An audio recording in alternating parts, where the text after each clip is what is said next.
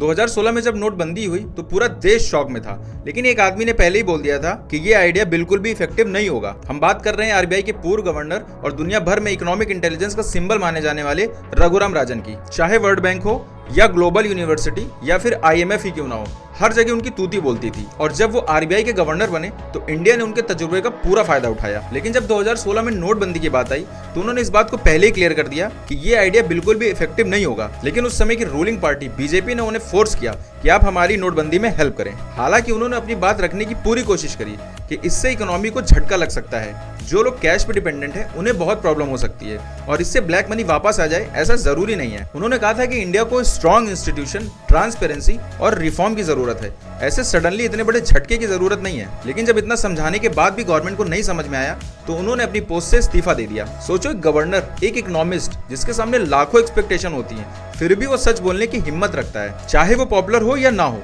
और इसीलिए उनकी इंटीग्रिटी को लोग दुनिया भर में सैल्यूट करते हैं। उन्होंने अपनी book I do what I do में भी इस बात का जिक्र किया है। वो कहते हैं, मैं वही करता हूँ जो मैं करता हूँ, क्योंकि सच बोलना मेरी रिस्पॉन्सिबिलिटी है। आज के टाइम पर जहाँ लोग पावर और प्रेशर के आगे झुक जाते हैं, वहीं पर रघुराम राजन हमें यह सिखाते हैं कि सच बोलना मुश्किल होता है लेकिन जरूरी होता है। एक प्रोफेशनल की सबसे बड़ी पहचान उसकी ऑनेस्टी होती है और देश तभी स्ट्रांग बनता है जब एक्सपर्ट बिना डरे अपनी बात रख सके। और शायद इसीलिए कहा जाता है, brilliance impress people but integrity earn respect. और रघु राजन रिस्पेक्ट का एक परफेक्ट एग्जाम्पल है।